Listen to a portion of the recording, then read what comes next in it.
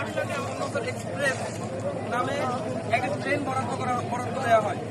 আমরা 2023 সাল থেকে এই বরাদ্দকৃত ট্রেন নিয়ে আসার জন্য বারবার চেষ্টা করা সত্ত্বেও আমাদের এই ট্রেনটি দেওয়ার কোনো কারণের কারণে আমাদের ট্রেনটি দেওয়া হচ্ছে না আমাদের জানা নেই।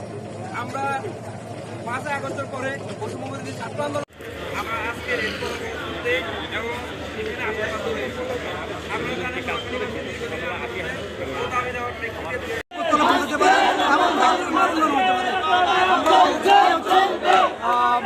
টিকিট